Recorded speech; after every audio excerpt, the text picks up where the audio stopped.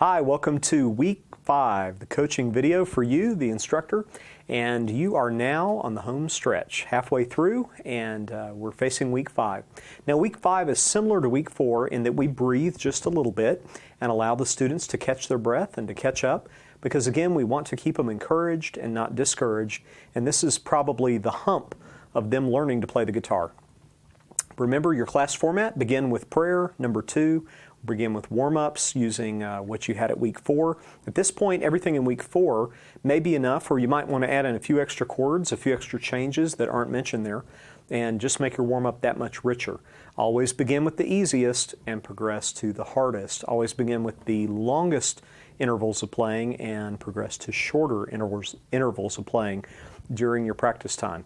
Also, you might want to use that fingering technique with just the left hand fingering the chord changes and the right hand not strumming. And why don't you see this week if maybe they can close their eyes or look away and make some simple changes that you call out without looking. Perhaps they can do E minor to A minor just by the feel. That's another thing that we can work on this week as they've been introduced to that new concept, okay? Playing without looking. Then you're going to review last week's song. Remember, it's always a good idea to go back and review 2 weeks worth of songs, the lab songs that we did in class. And you might even have a student who's done an extra song out of their book, one they've undertaken themselves, and they might be bold enough to play it for the class. That's always encouraging for people to see how someone's taken initiative, used a song that was in the songbook, and can play that. So maybe throw that idea out and ask anyone if they've played something else and if they mind playing for the class. That's a great encouragement to the other students that are playing alongside them and learning. So the new material for this week. We introduce now a new kind of chord. This is analogous to the major chord and the minor chord that we learned in week 2. This is what's called the 7 chord. And a 7 chord we describe as being a hanging chord. It's not quite finished. It doesn't have a sound of being completed. It's sort of hanging. The musical term for that is it's waiting to be resolved. The greatest one to demonstrate that on is G7, because they can hear a major chord until the very last note. And they can hear how that last note makes it sort of a hanging chord, especially if you resolve it to a C. They can hear that resolution. Hang and land, or resolve, okay? Do a couple others like D7 to G. Hanging, resolve. Or you could do A7 to D.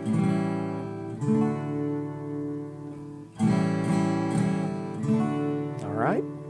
Maybe even B7 to E. Again, B7 to E. All right? So kind of get that in their ear, the idea of a hanging chord. It's not a chord you would finish a song on because it would leave you feeling incomplete. You usually want to finish a song on a major chord, and usually on the 1 chord, the chord it resolves to. All right, the new chords for this week, we're going to build off of what we learned last week with our E. Simply lift up finger 3, opening up that string, and you've got an E7. They can hear that difference between the major and then make it hang. All right. And then G.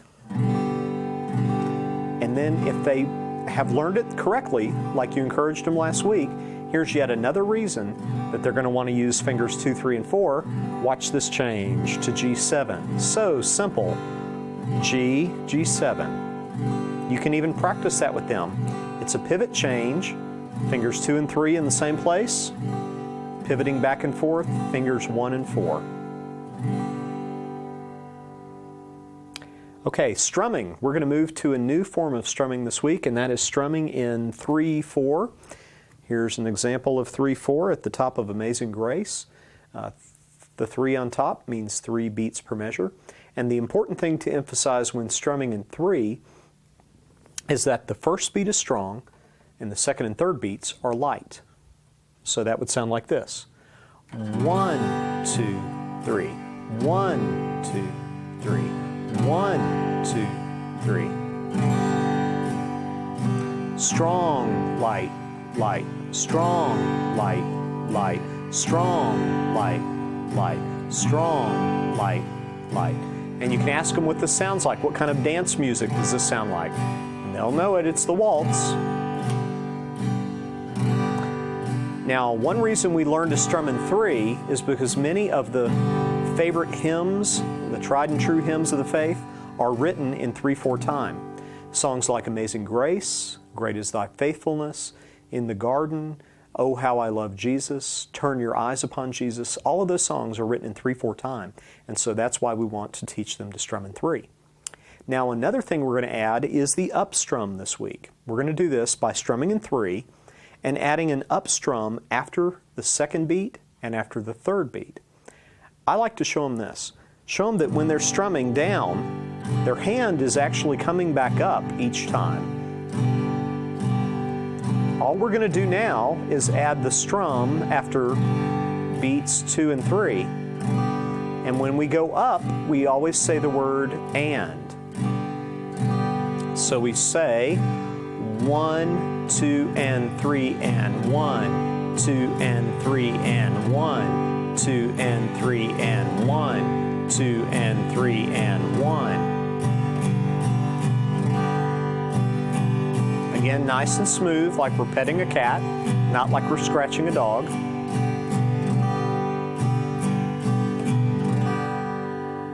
Okay, so get them to that, and then you've got 2 ways to strum in 3 that you can apply to songs.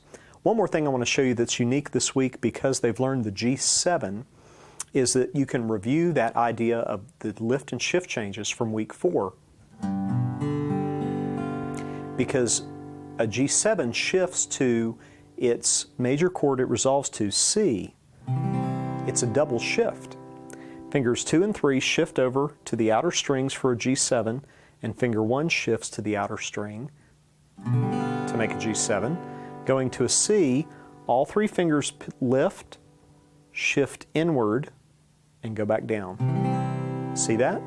They shift out, shift in. Shift out, and shift in. I like to teach them this because that is such a common change whenever G7 is involved. It almost always is going to go to a C, and that's a change they can feel very naturally. Okay, a new song for the week. This week we're going to use Amazing Grace. And you would start maybe by having them do it in 3. Amazing grace, how sweet the sound, etc. And then I would go back through it and have them do the song in the easy 3 strum pattern. 1, 2, and 3, and 1, 2. Amazing grace, how sweet the sound. All right. So you can use both those strum patterns on that song and encourage them actually to practice it both ways. That's a good way for them to do it. 6th thing in your format is to turn to the goals page and clarify what the goals are for next week. And week 7, we actually get an opportunity to talk about God's grace. We've included Ephesians chapter 2, verses 8 and 9 as your word to finish the week out on. And that says, "It is by grace you've been saved through faith, and this, not of yourselves, it is the gift of God, not by works, so that no one can boast." You're going to have people in your class who come in to take the guitar, and they don't have a personal relationship with Jesus Christ.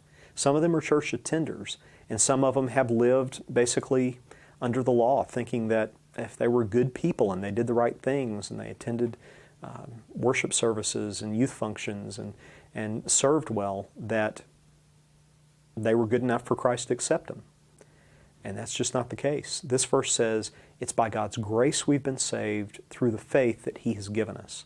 And even that's not of ourselves. There's nothing, none of our works that we do, even to have the faith, is a work we don't do. It's a gift of God, so that we don't have anything to boast about. We have nothing to be proud of that we have done. God gets all the glory, all the honor, and all the credit, even for our salvation. You may have people in here who've never heard the good news.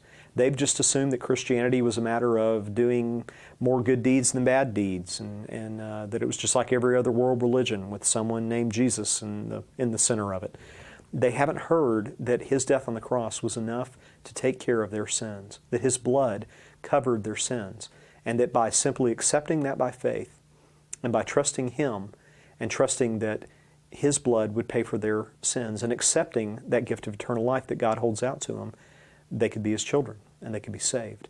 Well, give them God's Word. It is powerful stuff, and it will penetrate into a place that maybe your words and other messages they've heard from believers have never gotten before. It could be that someone comes to Christ right there in your guitar class. Wouldn't that be great? Let us know if that happens, but take full advantage of this opportunity to present that to them.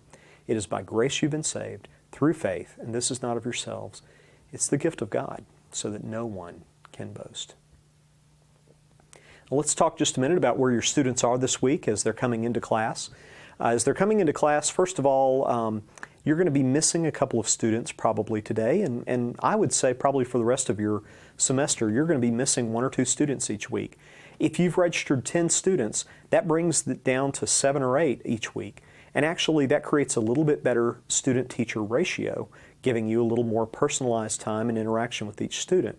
As long as that's not the same person over and over, you know that someone hasn't dropped. But occasionally, people have to miss one class, but the format's so regular and the tools are so good that they can simply keep themselves going if they will devote themselves to practicing 5 times. At this point, they ought to be up to 20, 25 minutes a day for their practice time. Now, some people are definitely saying that they're lagging behind.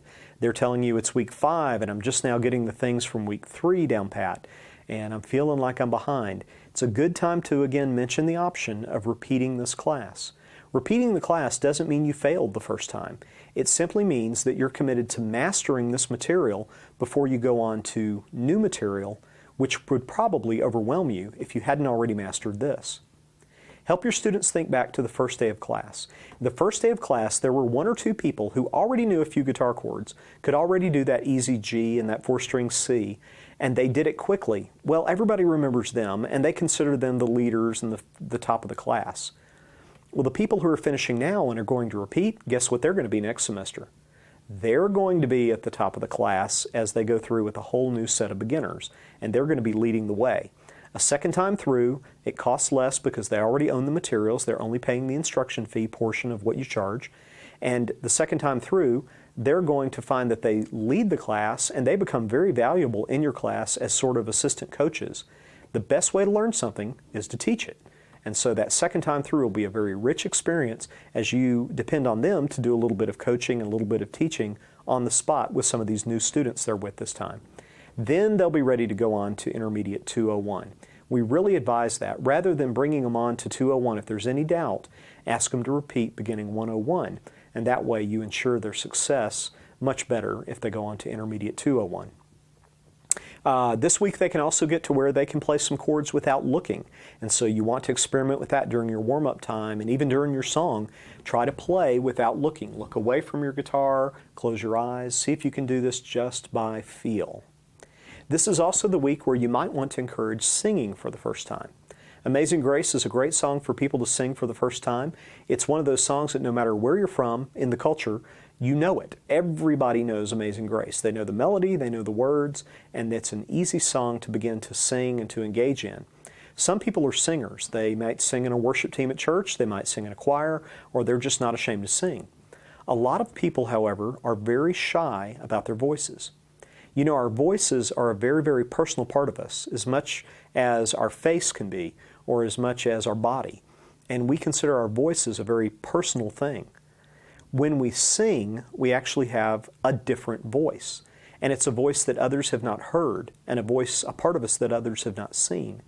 So people tend to be sometimes extremely shy about showing you a part of themselves that they really don't reveal very much. Do what you can to encourage them to sing, even if they're just singing under their breath. It's helpful because they're adding that skill of singing while they strum, while they change chords, and now they can do 3 things all at the same time.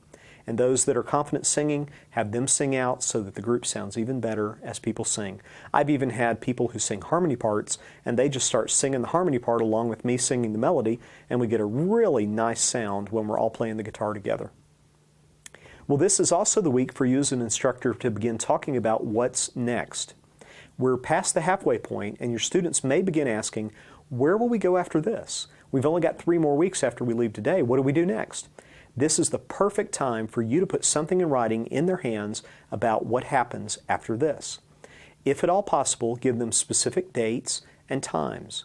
Try to stick to the class time you've got established. If you're teaching from 5:15 to 6 on Wednesday, and that's working for all of these students, chances are it's going to work for them in the future as well. So try to schedule an intermediate class at the same time as this beginning class, and let them know what those dates are.